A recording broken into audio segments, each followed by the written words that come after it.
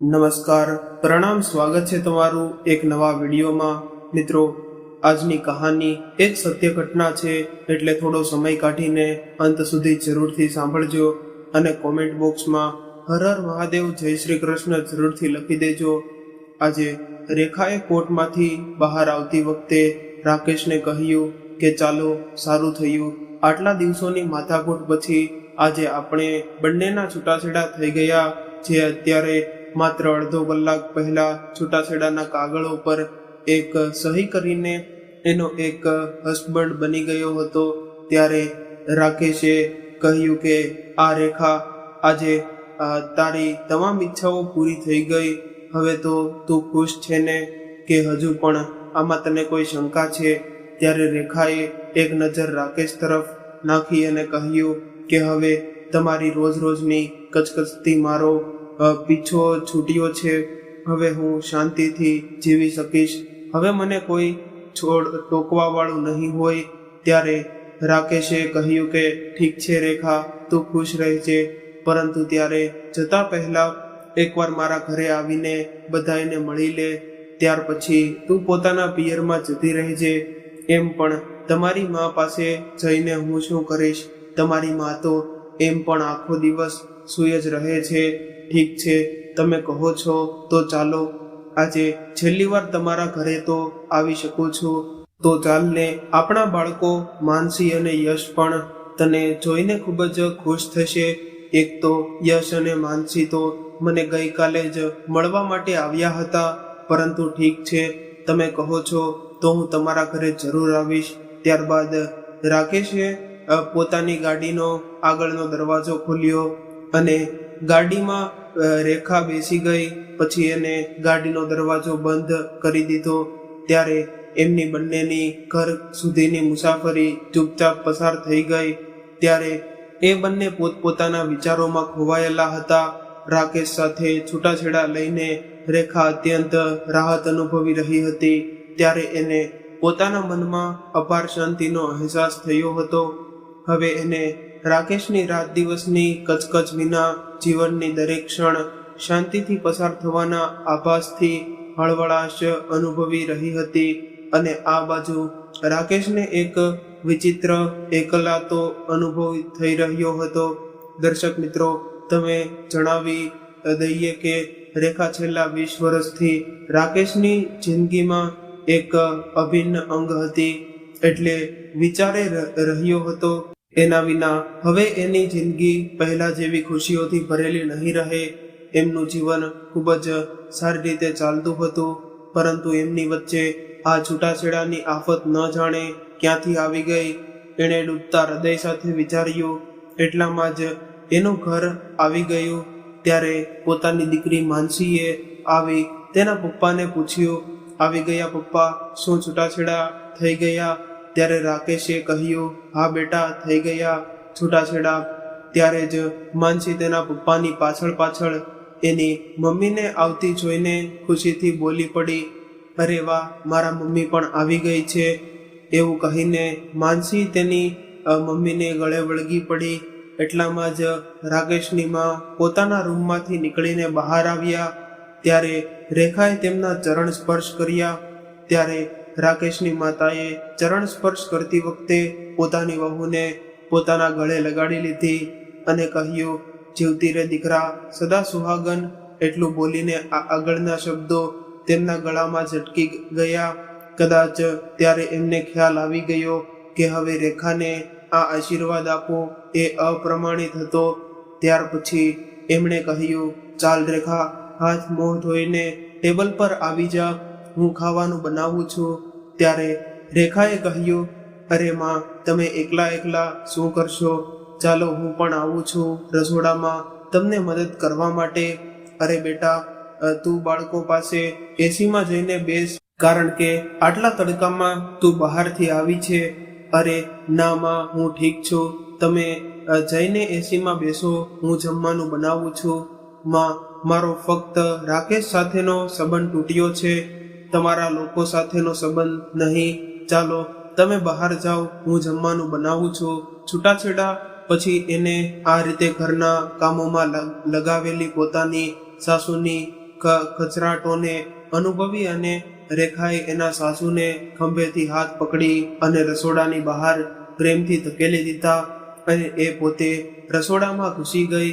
ત્યાર પછી બધાએ સાથે મળીને ખાવાનું ખાધું. ત્યારે રેખાના મનમાં સતત વિચારો હારમાળા ચાલી રહી હતી. એ વિચારી રહી હતી કે હવે તે તેની માતાના નાના એવા ઘરમાં એની સાથે એક શાંત અને સરળ જીવન જીવશે અને પોતાની રચનાત્મકતાને આગળ વધારશે, કારણ કે ઈશ્વરે એને અદ્ભુત લેખનનું કૌશલ્ય આપ્યું હતું. એને સદુપયોગ કરી અને રાત દિવસ નવી નવી સાર્થક રચનાઓ લખશે. રાકેશ સાથે એને રાત દિવસની કચકચ અને ઝઘડાને લીધે એનું મન એકદમ કંટાળી જતું હતું. એના કારણે એ પોતાનું શ્રેષ્ઠ લેખન નહોતી લખી શકતી. ત્યારે વિચારવા લાગી કે રાકેશથી અલગ થવાના સમયગાળા દરમિયાન એને એક ટૂંકી નવલકથા પૂર્ણ કરીને એમેઝોન પર પ્રકાશિત કરવી હતી. એનો દીકરો, દીકરી અને અમુક નજીકના મિત્રો જેઓ એના શ્રેષ્ઠ વિવેચક હતા, તેમના કહેવા પ્રમાણે એને એના શ્રેષ્ઠ લેખનની સર્વશ્રેષ્ઠ રચના હતી. એટલે જેણે પણ આ નવલકથા વાંચી તે વાહ વાહ કરતું હતું. એના માટે આ રાકેશથી અલગ થવાના સમયગાળા દરમિયાન જ સંભવિત બની શક્યું હતું. એક જીવન પરિણીત જીવનના બોજ હેઠળ તેની રચનાત્મકતા પણ જાણેજી નિર્જીવ બની ગઈ હતી. છૂટાછેડા પછી હવે એ પોતાની સંપૂર્ણ ક્ષમતાથી એને ધારદાર બનાવશે અને પોતાનું બેસ્ટ લેખન લખશે. એટલામાં જ એની દીકરી માનસીએ એને પૂછી લીધું કે મમ્મી, હવે તારો આગળનો શું ઈરાદો છે? ત્યારે પોતાની દીકરીના પ્રશ્નનો જવાબ આપતા રેખાએ કહ્યું કે બેટા, મારે ઘણા બધા કામ કરવાના છે. મારી ટૂંકી નવલકથા એમેઝોન પર સારી ચાલી રહી છે, તો સોશિયલ મીડિયા પર એની પબ્લિસિટી વધુ તીવ્ર બનાવવાની છે. એટલે તેની દીકરીએ કહ્યું, ઓ વાહ, ઉત્તમ મમ્મી, તું ઠીક કહી રહી છો. તું પોતાનું પબ્લિસિટી ચાલુ કરી રાખ. કદાચ તું બેસ્ટ સેલર બની જઈશ. અને હા, એનું વેચાણ અત્યારે ધીરે ધીરે વધી રહ્યું છે, પરંતુ મને લાગે છે કે જો હું થોડી વધુ પબ્લિસિટી કરીશ તો કદાચ વેચાણમાં તેજી આવશે. આ સિવાય એક વાર્તા સંગ્રહ છાપવાનો છે. એની સ્ક્રિપ્ટ લગભગ તૈયાર છે.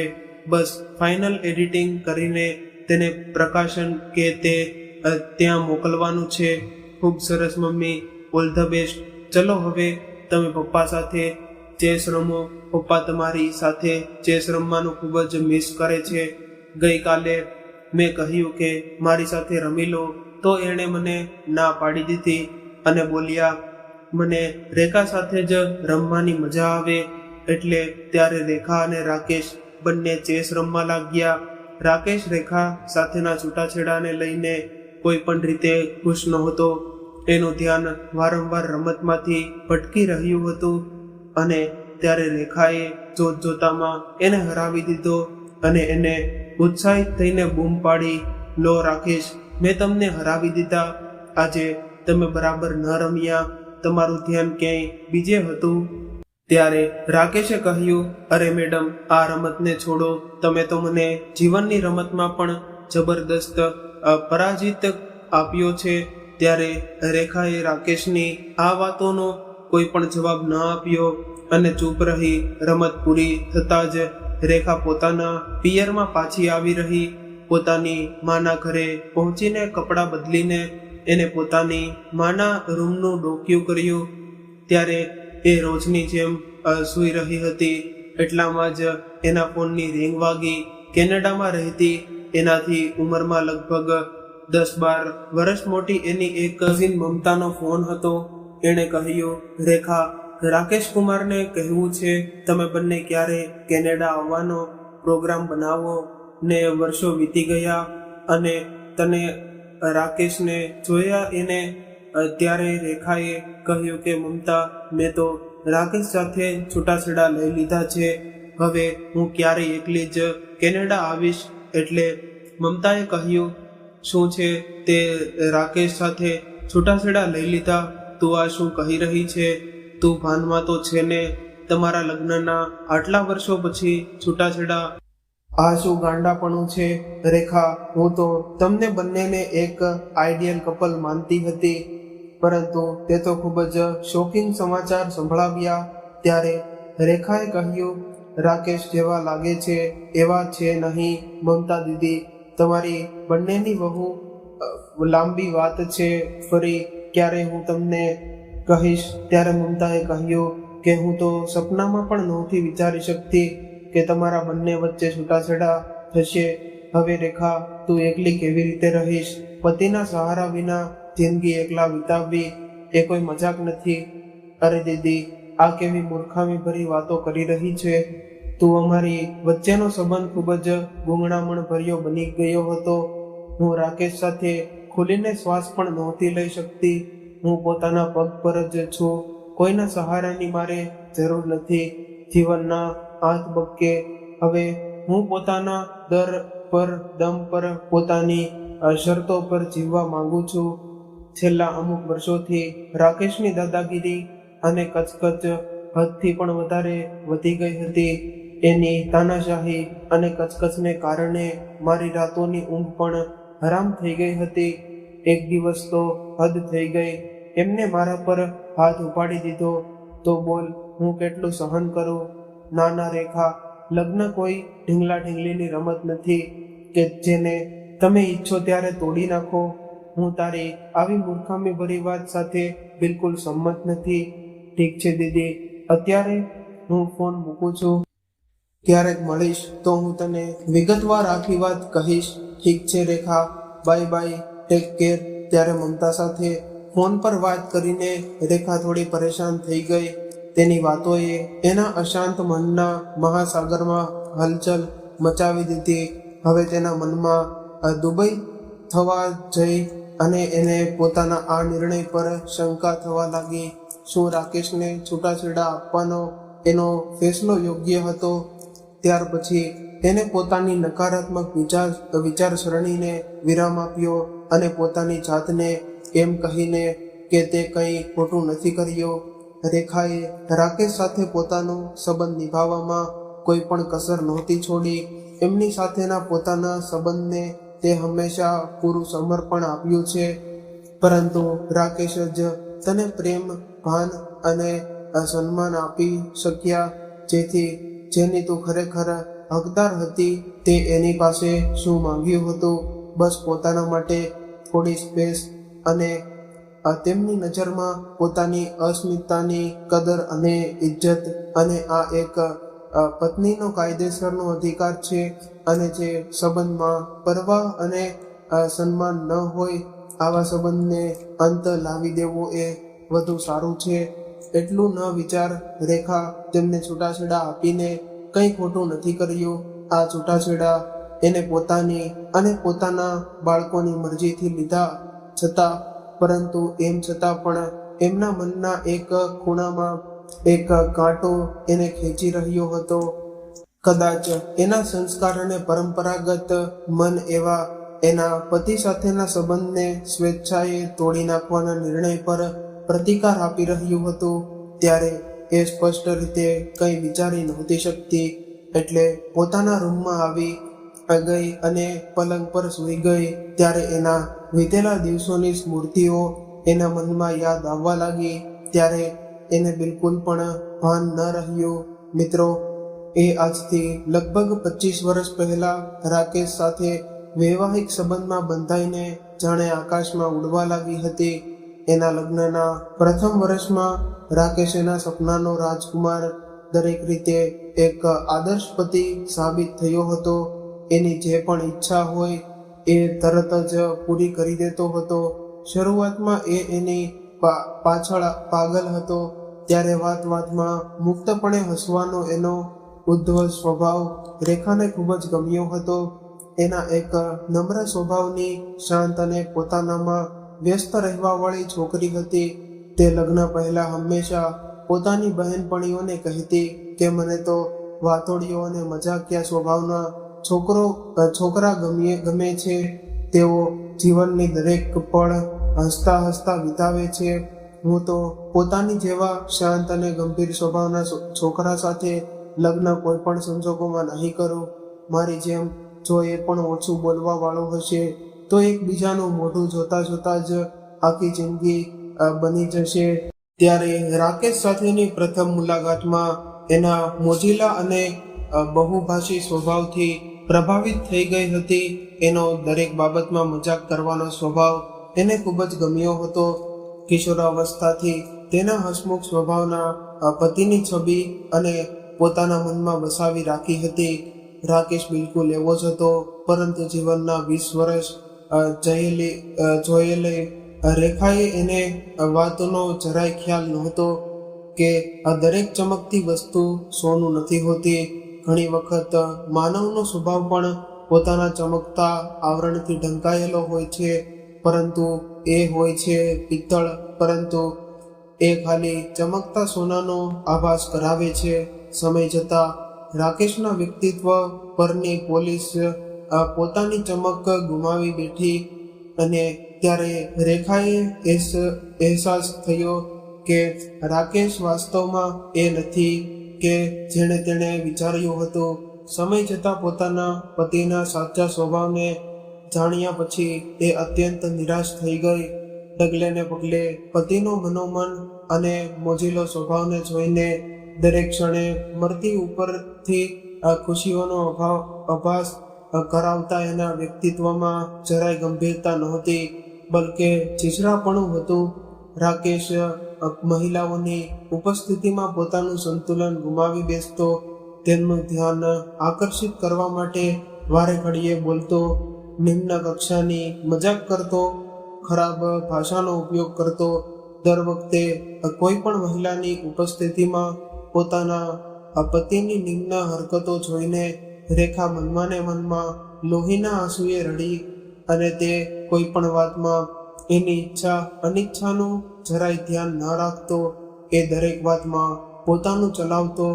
એ રેખાને હંમેશા પોતાના પગની નીચે દબાવીને રાખવા માંગતો હતો અને ઘર બહાર દરેક જગ્યાએ પોતાનો નિર્ણય એના પર લાદવાનો પ્રયાસ કરતો રહેતો.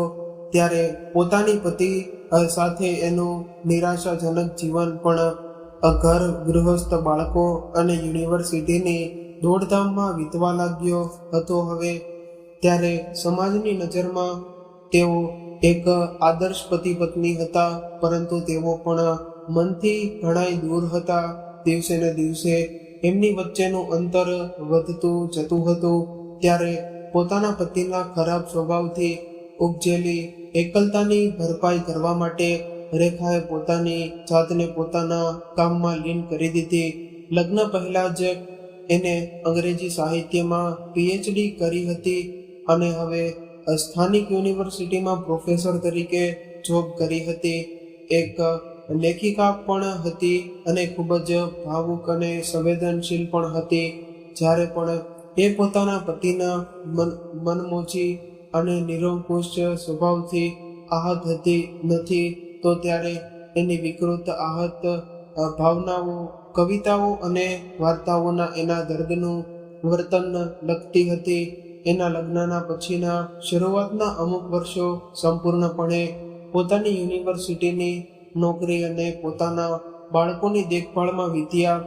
જેમ તેમ એના બાળકો મોટા થઈ ગયા, તેમ તેમ તેની એમના પરની નિર્ભરતા ઓછી થવા લાગી. એમ પણ આજકાલ સોશિયલ મીડિયા, હોબી, ફોન, મિત્રો સિવાય યુવાન જતા બાળકો પાસે માતા પિતાને આપવાનો સમય જ ક્યાં હોય છે. થોડા દિવસો પછી એને કોઈ દૂરની યુનિવર્સિટીમાં વિઝિટિંગ પ્રોફેસરશીપની ઓફર આપવામાં આવી. ત્યારે પોતાના શાંત અને નિરાશાજનક જીવનમાંથી કોઈ સુખદ પરિવર્તનની ઈચ્છામાં એને સ્વીકારી લીધી, કારણ કે ત્યારે એમના ઘરની દેખભાળ રાખનાર એના સાસુ હતા અને 2 નોકરાણીઓ સાથે એમણે પોતાના પુત્રની ગૃહસ્થીની દેખભાળ એટલી કુશળતાથી સંભાળી હતી કે એના માટે રેખાને કોઈ ખાસ સમય નહોતો આપવો પડતો. હવે તે 2-3 યુનિવર્સિટીની વિઝિટિંગ પ્રોફેસર હોવાને કારણે દર મહિને એના 10 થી 12 દિવસથી ઘરથી બહાર દૂર શહેરમાં વિતાવવા લાગ્યા. એટલે એનું કલ્પનાશીલ સાહિત્ય અને અનુરાગી મન આ યાત્રાઓથી ખૂબ જ ખુશ રહેવા લાગ્યું હતું.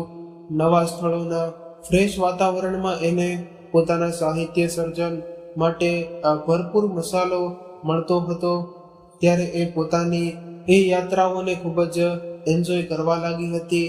બહારની યુનિવર્સિટીમાં આખા દિવસોમાં એને વધુમાં વધુ 2-3 લેક્ચર આપવાના હતા. બાકીનો ખાલી સમયે શહેરના પ્રવાસના સ્થળો અને ફરવામાં વિતાવતી હતી.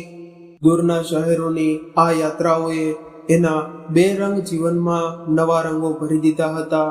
ત્યારે એ ખૂબ જ અધીરાઈથી પોતાની આ ટિપ્સની રાહ જોતી અને ત્યારે એના ઘરમાં બધું જ સામાન્ય ચાલી રહ્યું હતું. પરંતુ ન જાણે એ વખતે એના પતિ રાકેશને શું થયું હતું કે એની વિઝિટિંગ જોબને લઈને એની સાથે કારણ વગર ઝઘડવા લાગ્યો અને કહ્યું કે રેખા, આ તે દર વખતે ક્યારેક ઓરિસ્સા તો ક્યારેક આસામ તો ક્યારેક તમિલનાડુ જવાનું શું નાટક પકડી રાખ્યું છે? અરે, સારી એવી યુનિવર્સિટીની નોકરી છે, તારા પૈસા કમાઈ રહી છે, અને તો પછી કોઈ કારણ વગર દર મહિને 10 થી 12 દિવસો સુધી તારે ઘરની બહાર જવાની શું જરૂર છે?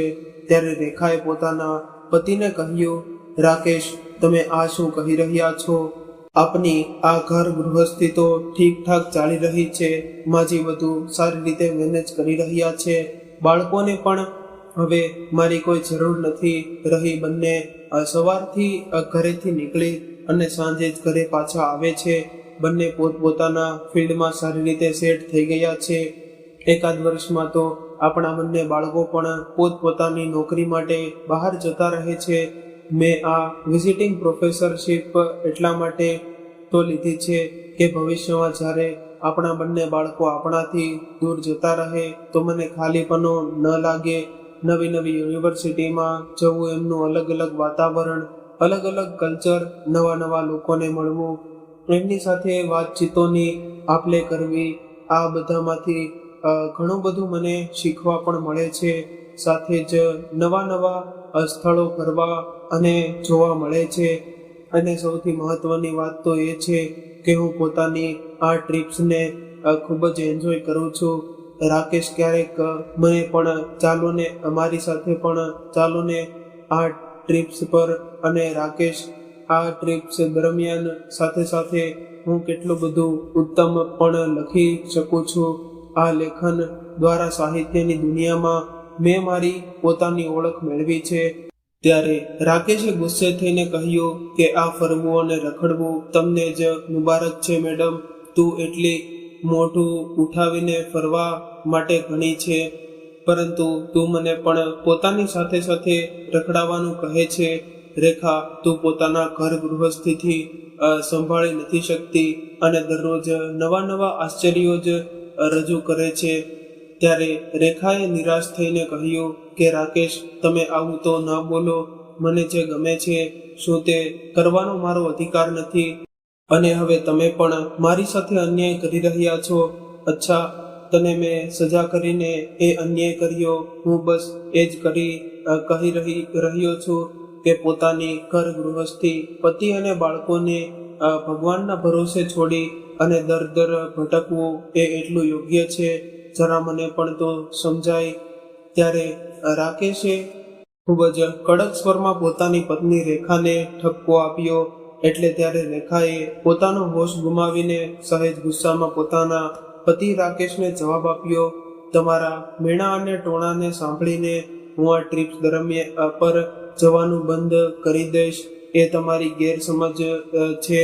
આ મારી જોબનો એક ભાગ છે અને મને ખૂબ જ ગમે છે. આના પર રાકેશે ખૂબ જ ગુસ્સામાં દાંત પીસીને કહ્યું, મેડમ, તમારે પોતાની ઘર ગૃહસ્થી છોડીને દર ભટકવાનું એટલું જ પસંદ હોય તો પછી તમારે આ ઘરમાં રહેવાની પણ જરૂર છે. સારી રીતે જ ચાલી રહ્યું છે બધું. હદ છે, બસ પોતાનું જ વિચારવાનું. તું એવું નથી વિચારતી કે માની ઉંમર વધી રહી છે તો પછી એને પણ થોડી આરામની જરૂર હોય, પરંતુ આટલું વિચારે કોણ? તમને પોતાની કવિતા, વાર્તાઓ અને રખડવામાંથી સમય મળે તો તમે આવું બધું વિચારીને, આટલું કહીને રાકેશ પોતાના હાથની ફાઇલ ત્યાં ટેબલ ઉપર ભારે ગુસ્સામાં પછાડીને ગુસ્સામાં બોલતા બોલતા ત્યાંથી ચાલ્યો ગયો. ત્યારે રેખા માત્ર આશ્ચર્યચકિત થઈને એને જતો જોઈ રહી હતી. ત્યારે રાકેશ આ ગુસ્સાભર્યા શબ્દો સાંભળીને રેખાની આંખોમાં આંસુ આવી ગયા અને વિચારતી રહી, શું એ પોતાની મનપસંદ ઈચ્છા પૂરી કરીને કંઈ ખોટું કરી રહી છે? પોતાની શરતો પર જીવવું એ શું અપરાધ છે? એટલામાં જ એની દીકરી માનસી રૂમમાં આવી અને એણે પોતાની મમ્મીને રડતી જોઈને તે બોલી કે શું થયું મમ્મી, પપ્પા તારી પર કેમ બગડી રહ્યા છે? ત્યારે રેખાએ એની દીકરીને કહ્યું કે હું વિઝિટિંગ પ્રોફેસરશીપની આ ટ્રીપ્સને ખૂબ જ લાયક કરું છું. બસ હું તારા પપ્પાને આટલું જ કહી રહી હતી અને તારા પપ્પાએ મને આટલું બધું સંભળાવી દીધું. અને તે કહેતા હતા કે તારા ઘરની બહાર રહેવાનો એટલો શોખ હોય તો તું આ ઘરમાં ન રહે. રેખાએ પોતાનું આંસુ સાફ કરતા કરતા પોતાની દીકરીને કહ્યું.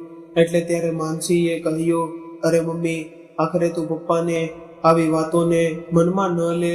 અને આટલા વર્ષો પપ્પા સાથે રહ્યા પછી પણ તને એમને એટલી રીતે હેન્ડલ કરવા એ ન આવડ્યું. પપ્પાને તો આદત છે એ ઘરમાં દરેક મુદ્દે અશાંતિ પેદા કરવાની. તું તો એમની વાતોને નજરઅંદાજ કરવાનું રાખ. એમની આવી વાતોને એક કાનેથી સાંભળ અને બીજા કાનેથી કાઢી નાખ. અને એમની આવી વાતોથી દુઃખી ન થા. તું એ જ કર જે તને સારું લાગે છે. અને જો તને પોતાની વિઝિટિંગ પ્રોફેસરશીપ ખૂબ જ સારી લાગે છે તો એને તું ચોક્કસપણે ચાલુ રાખ. હવે અમે બંને પોતપોતાની ફિલ્ડમાં સેટ થઈ ગયા છીએ. એકાદ વર્ષમાં અમે બંને પોતપોતાની નોકરી પર જતા રહીશું. તું પોતાની આ વિઝિટિંગ પ્રોફેસરશીપ રિટાયર થયા પછી પણ ચાલુ રાખી શકે છે. આમાં તારું પરફોર્મન્સ તો શ્રેષ્ઠ છે અને આના પર માટે તારી પ્રશંસા પણ થઈ રહી છે. પપ્પાની વાત સાંભળવાની તારી બિલકુલ જરૂર નથી કે ન તારે એમના કારણે દુઃખી થવાની જરૂર છે. ત્યારે માનસીની આવી વાતો સાંભળીને એને ખૂબ જ રાહત અનુભવી. રાકેશના આરોપોને કારણે મનમાં જે શંકા અને અપરાધની લાગણી જન્મેલી હતી એ ઘણી હદ સુધી દૂર થઈ ગઈ હતી. એણે એને જોઈને સ્માઇલ આપી. મમ્મી, તું તો સારી સ્ટ્રોંગ મમ્મી છે. પપ્પાની આવી નાની નાની વાતોથી જરાય પરેશાન ન થઈશ. ચાલ હવે થોડી સ્માઇલ આપી દે. અને ત્યારે રેખા એને જોઈને આંસુઓ વચ્ચે હસી પડી અને એને લાડથી પોતાની દીકરીને ગળે લગાડી લીધી. પછી એ ગણગણાટ કરવા લાગી, આ મારા પપ્પા પણ તારા પર ખૂબ જ પાવર કરે છે. એમને તો હું અત્યારે જ ઠીક કરું છું. અને પછી એ જ દિવસે માનસીએ રાકેશને ન જાણે શું કહી દીધું કે રાત્રે રાકેશ એની પત્ની રેખા પર ફરીથી બબડ્યા અને કહ્યું કે હવે તે આપણા બાળકોને પણ મારી વિરુદ્ધ ઉશ્કેરવાનું શરૂ કરી દીધું છે. રેખા, તું સારું નથી કરી રહી.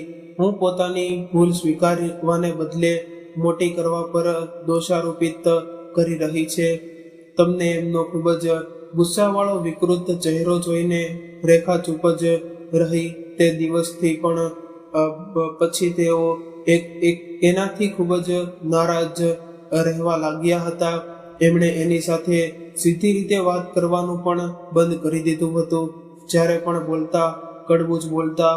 ત્યારે એક ફરીવાર રેખાનો આસમાનના ટ્રીપ પર જવાનો સમય નજીક આવી ગયો હતો. એટલે રેખાએ બીજા જ દિવસે ગુવાહાટી જવા રવાના થવાનું હતું. અને ત્યારે એને એની મુસાફરી માટે સુટકેસ પેક કરવાની હતી. સુટકેસ પેક કરતી જોઈને રાકેશે એને ખૂબ જ કઠોર સ્વરમાં કહ્યું, રેખા, તે મારી વાત પર ધ્યાન ન આપ્યું ને ફરીથી જઈ રહી છે. આ વખતે મેં તને તારી વિઝિટ બંધ કરવાનું કહ્યું હતું ને, એમ છતાં પણ તું જઈ રહી છે. એટલું કહીને રાકેશે એની સામે ભયંકર ગુસ્સાથી જોયું, પરંતુ આ વખતે એના પતિની જરાય પણ ડરી નહીં અને એમની આંખોમાં જોઈને એમને પોતાના મનની વાત કહી દીધી. રાકેશ, આવી રીતે વાતમાં મારું અપમાન કરવાનું બંધ કરી દો. આ તો આપણા બધાય માટે સારું રહેશે. હું પોતાની આ ટ્રીપ પર જવાનું કોઈ સંજોગોમાં બંધ નહીં કરું. મારા આ ટ્રીપ પર જવાથી ઘર ગૃહસ્થી તમે કે આપણા બાળકો કોઈ પણ પ્રભાવિત નથી થતું. માજી આપણી કામવાળી સોનિયા અને ગંગા સાથે ખૂબ જ સારી રીતે ઘરનું સંચાલન કરી રહ્યા છે અને એમને તો કોઈ કામ નથી કરવું પડતું.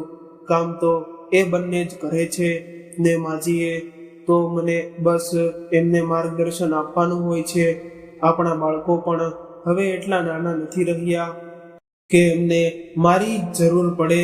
તેઓ પોતે કહી રહ્યા છે કે જો તને પોતાની આ વિઝિટિંગ પ્રોફેસરશીપ એટલી પસંદ છે તો મારે આ ચાલુ રાખવી જોઈએ. ભવિષ્યમાં રિટાયર થયા પછી આના લીધે હું એક્ટિવ તો રહી શકીશ. એવું કેમ નથી વિચારતા તમે? હું આ પ્રોફેસરશીપ મૃત ન આવે ત્યાં સુધી ચાલુ રાખીશ. તમે મને એને બંધ કરવા માટે દબાણ ન કરી શકો. રાઇટિંગ અને ટ્રાવેલિંગ મારું પેશન છે, એમાં મારું જીવ વસે છે અને પોતાનું પેશન પૂરું કરવામાં કોઈ તાકાત મને નહીં રોકી શકે. તમે પણ નહીં. આ વાત કાન ખોલીને સાંભળી લો. રેખાએ આટલું કહ્યું કે તરત જ રાકેશ એટલો ગુસ્સે થઈ ગયો કે એ ગુસ્સામાં રેખાને એક જોરથી થપ્પડ મારી દીધો. ત્યારે જ કદાચ એ બંનેનો ઊંચો અવાજ સાંભળીને માનસી અને યશ બંને અચાનક રૂમમાં પ્રવેશ્યા. ત્યારે એ બંને પોતાના પપ્પાને એની મમ્મી પર હાથ ઉપાડતા જોઈ લીધા તો એ બંને દોડીને એની મમ્મી પાસે આવ્યા. ત્યારે પોતાના બંને બાળકોને જોઈને રાકેશ થોડો આશ્ચર્યમાં પડી ગયો અને ઝડપથી પગલા સાથે રૂમની બહાર નીકળી ગયો. ત્યારે એ રેખા એમ જ ત્યાં ઊભી રહી ગઈ. પતિ દ્વારા થપ્પડ ખાઈને પોતાના ગાલ પર હાથ ફેરવતા જોરથી વિલાપ કરવા લાગી. એને આ રીતે રડતા જોઈને માનસીએ અત્યંત ગુસ્સામાં બૂમ પાડીને કહ્યું, મમ્મી, આ તું કેવી રીતે સહન કરી શકે? પપ્પાએ તારા પર હાથ ઉપાડ્યો છે. This is intolerable. પરંતુ ત્યારે પોતાની મમ્મીને મૃત્યુની જેમ ઊભી રહેલી જોઈને એણે એને હલાવીને કહ્યું, મમ્મી, તારે પપ્પા સાથેથી છૂટાછેડા લઈ લેવા જોઈએ. તારે પપ્પા સાથેથી કોઈ પણ ભોગે ડિવોર્સ લઈ લેવો જોઈએ. બસ, બહુ થયું. દર વખતે તે તારા પર દબાણ કરે છે. મારા પપ્પા પોતાની જાતને સમજે છે. શું એમની ઈચ્છા પ્રમાણે નહીં થાય તો શું એ તને મારશે? આજકાલ પપ્પા અને બહુ ટોર્ચર કરવા લાગ્યા છે અને તું ચૂપ રહીને એમને પ્રોત્સાહિત કરે છે. હું આજે જ લોયર અંકલને વાત કરું છું. આટલું કહીને એણે એક નજીકના ફેમિલી ફ્રેન્ડ લોયરને ફોન કરવા માટે ફોન ઉપાડ્યો અને ત્યારે જ રેખાએ એને ખેંચીને એના હાથમાંથી ફોન લઈને કહ્યું, પાગલ તો નથી થઈ ગઈ ને? તું શું આવી રીતે ઘરની વાતને બહાર ફેલાવીશ? અરે મમ્મી, પપ્પાએ તારી સાથે વર્તન એવું જ કર્યું છે કે વાત બહાર સુધી જશે. અને મમ્મી, તું મને મારો ફોન આપ. અત્યારે હું પોતાના વશમાં નથી. તો ગુસ્સામાં હોશ ગુમાવી બેઠી છે.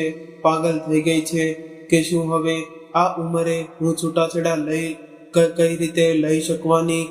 ના મમ્મી, છૂટાછેડા અને ઉંમર સાથે કોઈ લેવા દેવા નથી અને એને લેવા દેવા છે આ સંબંધમાં તારે સહન કરવા સાથે અને તારી પીડા સાથે. પપ્પા તારી લાયક જ નથી. તું ખૂબ જ નમ્ર, કેરિંગ, સ્વીટ અને ગ્રેસફુલ છે અને મારા પપ્પા તારથી સાવ અલગ છે. આઈ ડિસ લાઈક પપ્પા સો મચ. એમ કહીને રેખાના ગળે વળગીને સાસુ વહાળા લાગી તો તે પણ એની સાથે આંસુઓમાં ડૂબી ગઈ. એ મુશ્કેલ સમયમાં જ્યારે રાકેશે એને થપ્પડ મારીને એને અસ્તિત્વને પડકારી હતી, એની અસ્મિતતા પર હુમલો કર્યો હતો, એનાથી એના બંને બાળકો એની સાથે ઢાળ બનીને ઊભા રહી ગયા. એ બંને એને વારંવાર સમજાવી કે એને આ દિવસે ને દિવસે બોજરૂપ બની રહેલી લગ્ન સંબંધમાંથી મુક્ત થઈને જવું જોઈએ. તેઓએ એને સમજાવી કે બંને પોતપોતાના સ્વભાવને કારણે એકબીજાને બિલકુલ અનુકૂળ નથી અને તેથી તેઓ એકબીજા સાથે ક્યારેય શાંતિથી નહીં રહી શકે. એના જેવી સંવેદનશીલ, શિષ્ટ અને ઊંડાણવાળા વ્યક્તિત્વનું રાકેશ જેવા કડક અને છીછરા સ્વભાવવાળા અસંવેદનશીલ વ્યક્તિ સાથે જીવન જીવવાનો કોઈ અર્થ નથી. ત્યારે પોતાના બંને બાળકોની વાત સાંભળીને રેખાએ પણ મનમાં ઊંડું વિચાર્યું. ઘણા અઠવાડિયાના માનસિક વિચાર વિસમ્ર પછી તે એક નિષ્કર્ષ પર પહોંચી કે તે પોતાની અસ્મિતતાને જોખમમાં મૂકીને જીવનને મરીને જીવવાનો કોઈ અર્થ નથી. એને પણ ખુશ રહેવાનો, પોતાના મનનું ધાર્યું કરવાનો પૂરેપૂરો અધિકાર છે. પોતાના સ્વાભિમાનને કિંમતે એક બોજરૂપ સંબંધ જાળવવા માટે બહેતર છે આવા સંબંધમાંથી મુક્તિ મેળવી લેવી જોઈએ. એને પોતાના મનમાં ઘણો વિચાર કર્યો અને એને એના હાથમાં પતિનો અંતહીન અવગુણો, તિરસ્કાર અને તાનાશાહી અને મનની સૂકી રહેતી આવી એ બંને લગ્નના સંબંધમાં ઘેરાયેલા જરૂર હતા, પરંતુ મનથી એકબીજાથી ઘણાય દૂર હતા. એમના સંબંધોમાં કંઈ પણ તો નહોતું બચ્યું. ના કેરિંગ હતી કે ન શેરિંગ અને ન ઇજ્જત કે માન સન્માન. તે બંને પોતાના સંબંધને જીવી નહોતા રહ્યા, બલકે બળજબરીથી નિભાવી રહ્યા હતા. તો એને આવા અર્થહીન અને બોજરૂપ સંબંધમાંથી મુક્ત થઈ જવું જોઈએ યોગ્ય હતું. આખરે ઘણા વિચાર વિસમ્ર પછી એને પોતાના 20 વર્ષ જૂના લગ્ન જીવનમાંથી મુક્ત થવાનો નિર્ણય લીધો. એવું વિચારીને કે રાકેશ રોજ રોજની માથાકૂટ અને કચકચથી દૂર થઈને એક શાંતિપૂર્ણ જીવન જીવી શકશે. કોઈ પણ પ્રકારની જટિલતાથી રહિત એનું શાંતિપૂર્ણ વ્યક્તિત્વ રાકેશના રોજબરોજના ઝઘડા અને માથાકૂટ વગર રાહતનો શ્વાસ લઈ શકશે અને પોતાની ખુલ્લી આંખોથી જોયેલું સાહિત્ય એ એમનું સેવાનું સપનું સાકાર કરી શકશે. અને સૌથી મહત્વની વાત તો એ હતી કે છૂટાછેડા પછી એ કોઈ પણ રોકટોક વિના આરામદાયક અને સુખી જીવન જીવી શકશે. સ્વયંનો સાક્ષાત્કાર કરી શકશે. પોતાના પેશન્ટ, પોતાનું ટ્રાવેલિંગ અને રાઇટિંગ ઉપર પોતાનું ધ્યાન કેન્દ્રિત કરી શકશે અને મુક્તપણે જીવી શકશે. અને બસ આ બધું વિચારીને એણે પોતાની દીકરી માનસી અને દીકરા યશને રાકેશ સાથે મૂકીને પોતાના છૂટાછેડાની કાર્યવાહી અંજામ આપવા માટે લીલો ઝંડો બતાવી દીધો. ત્યારે એના બાળકોએ પોતાના પપ્પાને સમજાવ્યા કે તેઓ એની મમ્મી સાથેના પોતાના સંબંધને દિવસે ને દિવસે વધતી જતી મુશ્કેલીઓની ધૂળ ઉતારીને સ્વતંત્ર જીવન જીવી શકશે.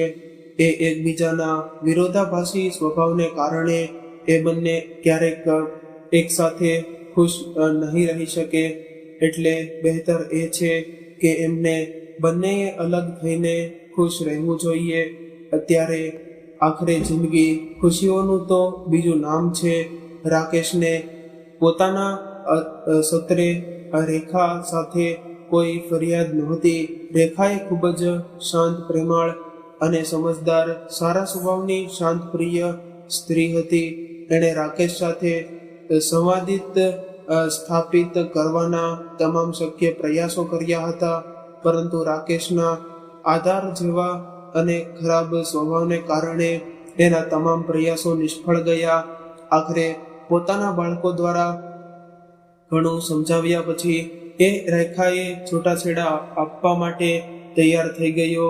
પોતાના એક નજીકના ફેમિલી વકીલને ત્યાં થોડા ચક્કર કાગળની કાર્યવાહી અને 1 વર્ષ માટે અલગ થયા પછી બંનેની પરસ્પર સંમતિથી કોઈ પણ જટિલતા વિના એ બંનેના છૂટાછેડા થઈ ગયા. રેખા બધું વિચારી જ રહી હતી કે ત્યારે એના ફોન પર એક મેસેજ આવ્યો. એટલે ત્યારે એને મેસેજ વાંચ્યો તો રાકેશથી અલગ થવાના સમયગાળા દરમિયાન નકેલી એની ટૂંકી નવલકથા બેસ્ટ સેલરની શ્રેણીમાં આવી ગઈ હતી. એટલે ત્યારે અવર્ણનીય ખુશીથી ઉછળી પડી. આજે એનું ખુલ્લી આંખોએ જોયેલું વર્ષો જૂનું સપનું પૂરું થયું હતું. ત્યારે એના આવનારા ભવિષ્યની અવગણિત ખુશીની ક્ષણો એની આંખોમાં ચમકવા લાગી. તો મિત્રો, આ સાથે આપણી કહાની અહીંયા પૂર્ણ થાય છે. જો તમને અમારી આ કહાની પસંદ આવી હોય તો ચેનલને સબસ્ક્રાઇબ કરવાનું ભૂલશો નહીં. અને જે મિત્રોએ હજુ સુધી જો વિડીયોને લાઈક ન કર્યો હોય તો લાઈક કરી દેજો અને આ વિડીયોને શેર પણ કરી દેજો. આ સાથે કોમેન્ટ બોક્સમાં હર હર મહાદેવ, જય શ્રી કૃષ્ણ લખવાનું ભૂલશો નહીં. ફરી મળીશું આવી જ એક નવી કહાની સાથે. ત્યાં સુધી સૌને મારા જય શ્રી કૃષ્ણ.